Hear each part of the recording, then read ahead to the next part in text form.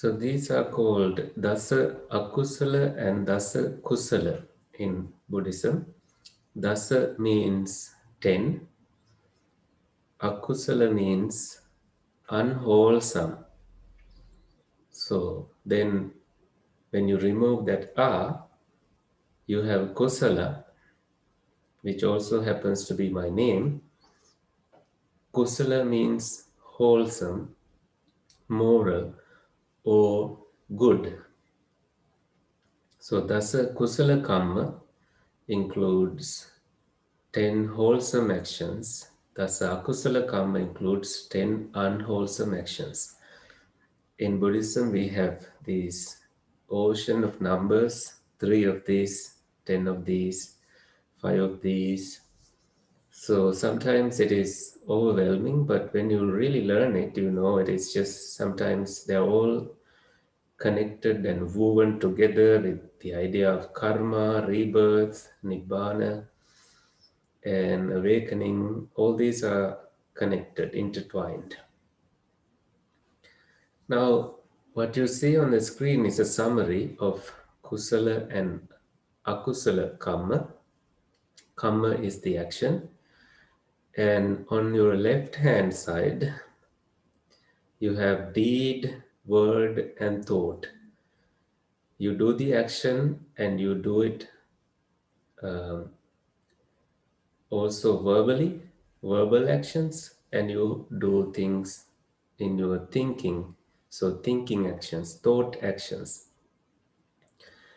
And so, we have a list of what is akusala, what is unwholesome, and the 10 there is killing, stealing, sexual misconduct, telling lies, slandering, harsh speech, and frivolous talk, and you have covetousness, then ill will and false view. And the opposite of these are kusala actions, non-killing, non-stealing, non-sexual misconduct, not lying, non-slandering, gentle speech, non-frivolous talk, non-covetousness, goodwill, and right will. So, covetousness here means extreme greediness and attachment. When you have an attachment like that, it is hard to see other things, process other things, which I think almost similar to and having an obsession. So, other things, even anger, is an obsession for some people, and false view is also unwholesome. When you don't have right view, you tend to grasp things wrongly, and you tend to not see the roots of these unwholesome actions bodily and mentally and verbally. So the roots are clear, where the roots of unwholesome include just the 3 basic roots: lobha, the greed; dvesa or dosa, hatred; and then moha, delusion.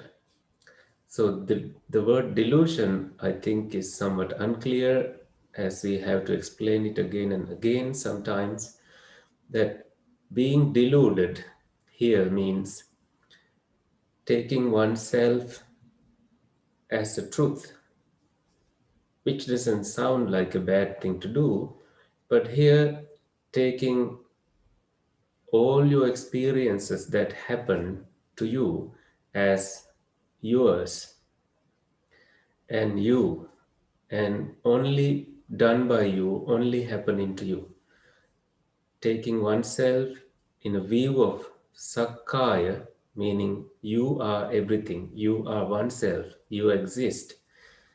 And this can uh, lead you to think that you are a negative person, you are a complaining person, you are person who is attacked. In general, these are ordinary experiences we monks and you all face in different circumstances.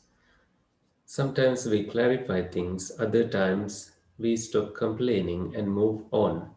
Because if you begin complaining, it's endless that you can give reasons, or you can just be happy and enjoy uh, the moment as they occur.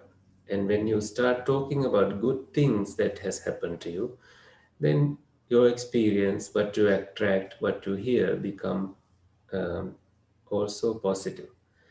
And then in Buddhism, we talk about the effects of these wholesome and unwholesome actions. Some of these things you might find really silly and sparking conversation because of living in different society, different time from the Buddha's time. Some of these are also added later, not by, not these may not have been in the Buddhist scripture, but later added by commentators who wrote commentary to the Buddhist scripture. And you will know why I say that when you go to uh, under deed, you have killing, stealing, sexual misconduct in akusala, and the effects of akusala karma. You have, because of killing, you have short life, you have illness, you have constant grief caused by separation from loved ones, and constant fear. And because of stealing, sometimes it creates this mental image in you which doesn't free you from thinking that you are not poor. So poverty is a mental something, and not all the poverty-stricken people have stolen in the past, but this may come as a result of stealing, said the Buddha. But they say if you are born poor, that is not a problem, but if you die poor, that is a problem. And you have, because of stealing, your wishes, things that you want to have may not be fulfilled, and you will have to depend on others all the time. Now, monks do depend on others. That's not because we are stealing, but we have a higher purpose, that we are supported as we have committed our lives to a higher purpose. So, all we need to understand here is perspective change, widening our understanding about different situations. And now, this is getting very interesting as we talk about sexual misconduct. It says you will have many enemies, which I think is obvious, and then you will have undesirable wives. I would say single wife, perhaps most people will say is enough. And most women also will say one husband is enough, you can't handle more than one. But in different societies, cultures, they are getting married to many wives, and that's part of their culture. And there in C, you see, because of sexual misconduct, and again, I don't say that this is the teaching of the Buddha. I'm yet to find if it is, but this is something I have taken from internet because I didn't have the time to prepare for it. It says that because of sexual misconduct, there is birth as a woman or as an eunuch.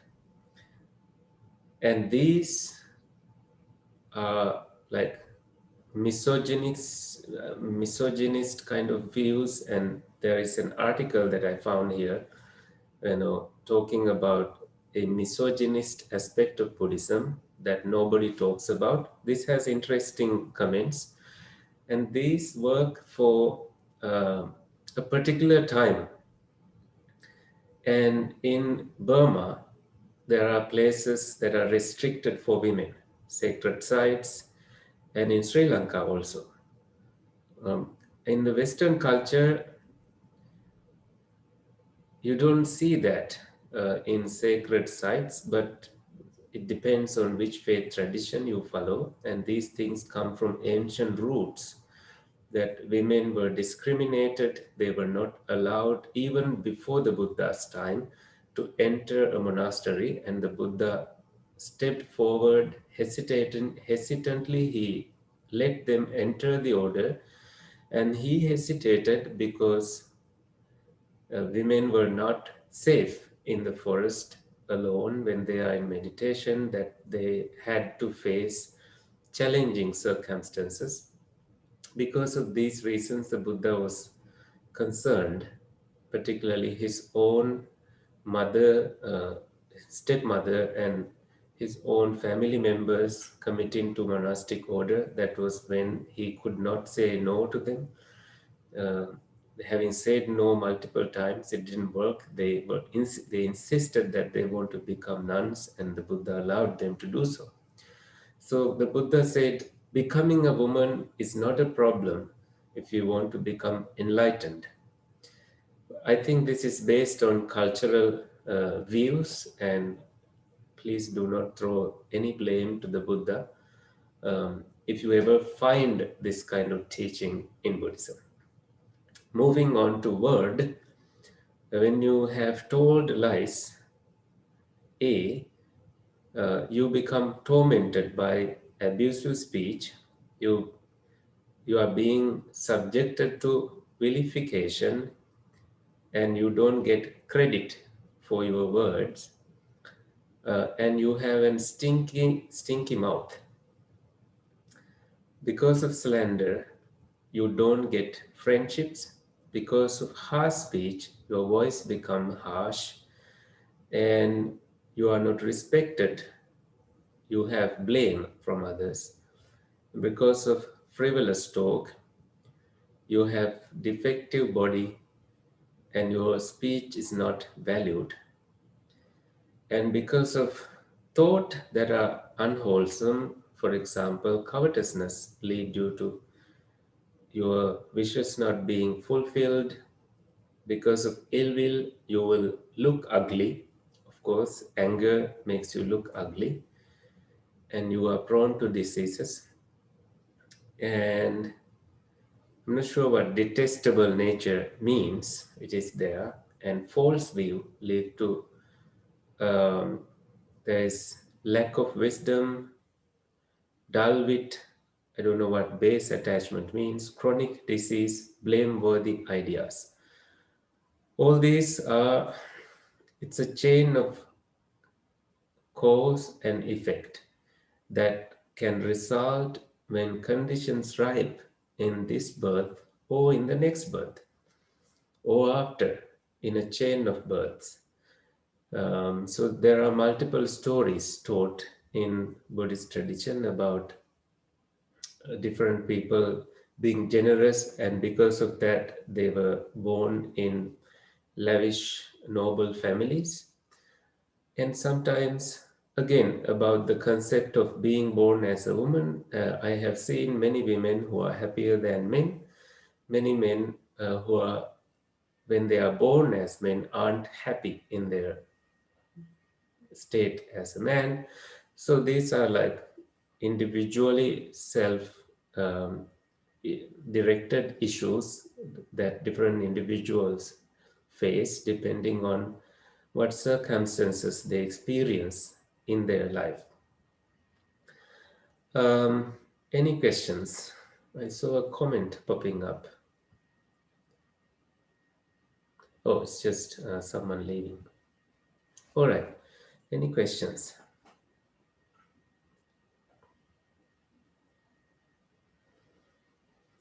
Um, I like to share this with you so you can save it. Please go to your chat box and find this file so you can go through my slides.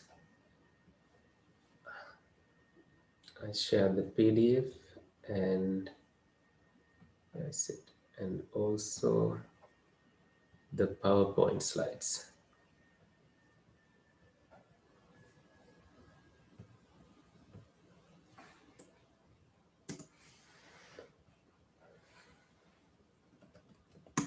Sent.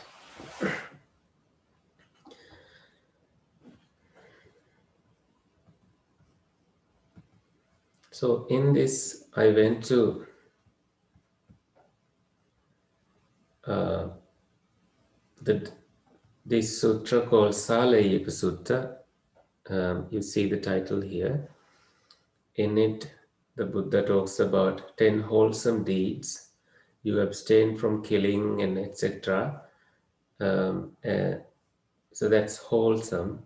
And what is unwholesome on the other side is you don't abstain from killing, you do kill.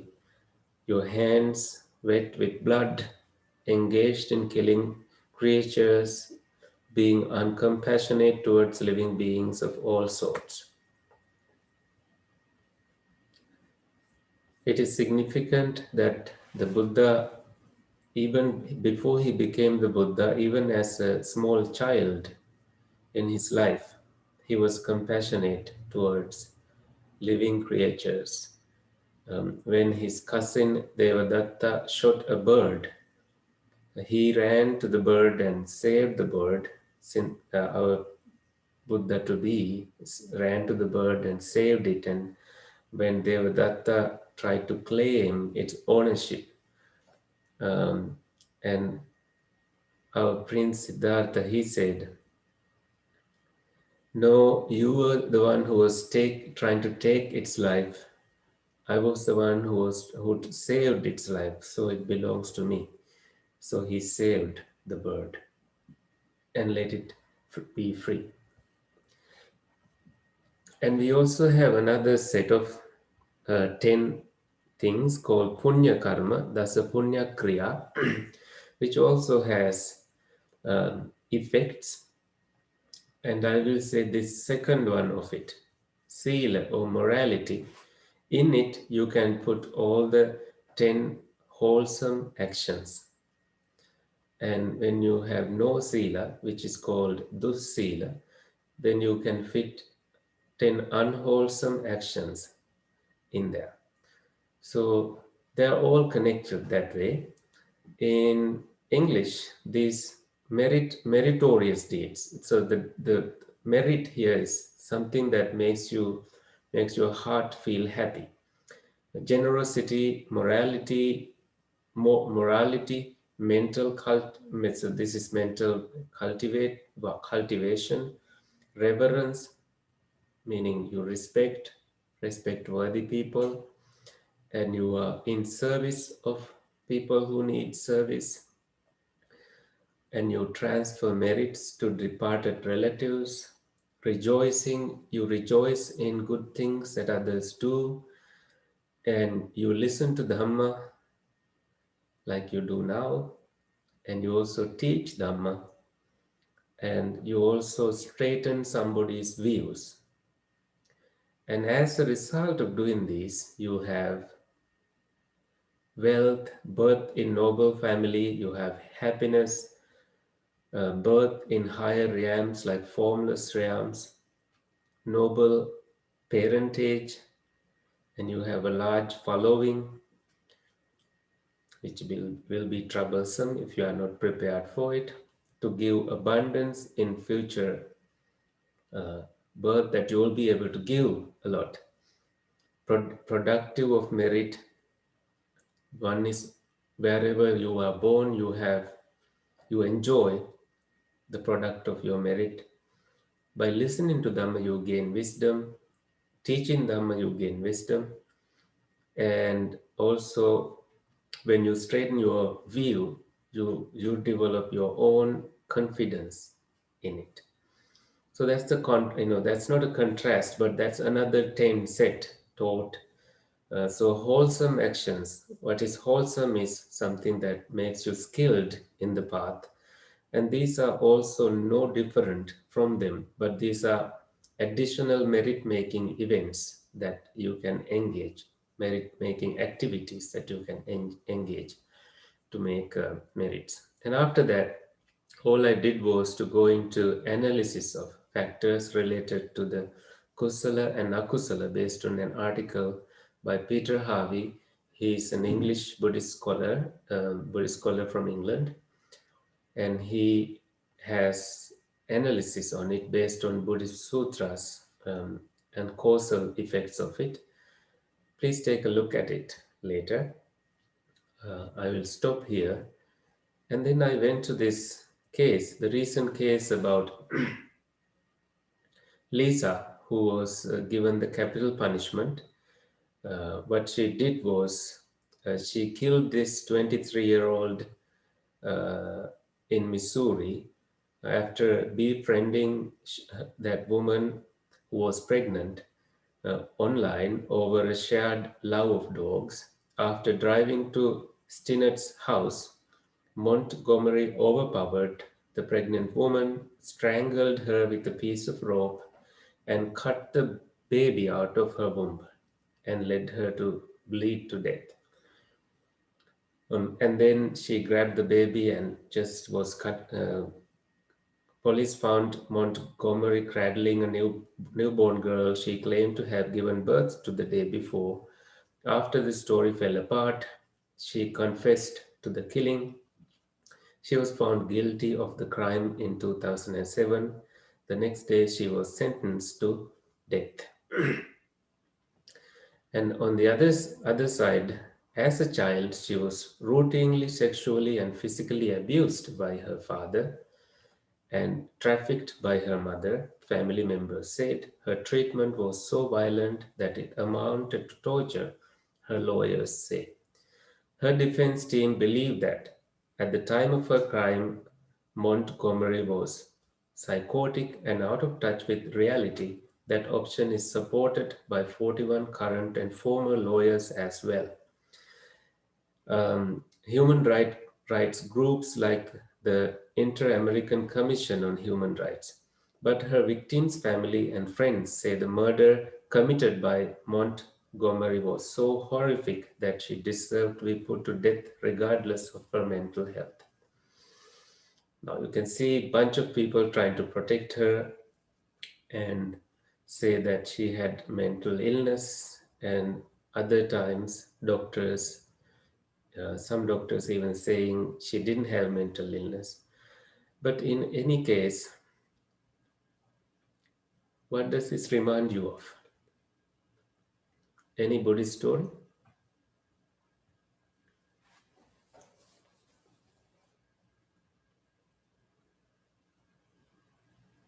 You may have heard the story that if you have it in your mind, I like to hear it from you.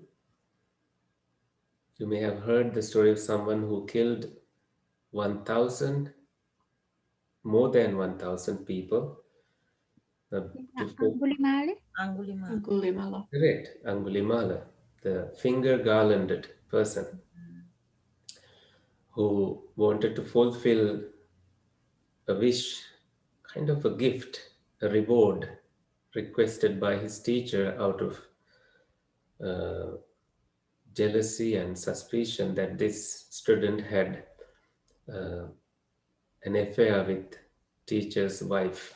That was a false information passed on to him by jealous students of Ahinsaka who turned to be Angulimala. He just wanted to do that, but he was completely shaken that his teacher asked him to do it. He could have not done it, but he had so much faith and was not in the right mind. He ended up doing it anyway, thinking that it is an easy thing to do until the Buddha was um, there to rescue him from his crimes and tell him that I have stopped. When will you stop? And this alone, and the Buddha's ability to show him that the Buddha is a powerful being by keeping a distance, psychological, with psychic powers, the Buddha created a distance between this man and the Buddha. No matter how fast this man tried to run and capture the Buddha and also get the last finger he needed to fulfill his wish. So this monk, this man later became a monk, ended up living like a monk, but people did not like to see him. They threw stones at him. So he was almost every day he was bleeding to death. He was bleeding and walking back to the monastery without receiving anything to eat, because monastic life at that time was about begging for food, going on alms round. And at one point, the Buddha waited to show his innocence when this woman was due and she wasn't able to deliver the baby because the baby was kind of crossed. And the Buddha said, show your truth, show your power, go back to that woman and say, ever since I became a monk, I have never done any killing. With the power of that, may you be well, happy, and may your child be well. And just as this was said, the baby was born harmless, and the mom had complete uh, comfort. And he is now hailed as a saint like figure, like in Christianity. But he's very much, his words are being used to bless mothers who are about to give birth, and people believe that it has power. So that's the story. So two different worlds, Buddhist world and judicial world. One may be a killer who has committed a crime, but in Buddhist world he is forgiven. I think in many religions they will be forgiven, but according to the law they will not be. Anyway, any thoughts before I finish?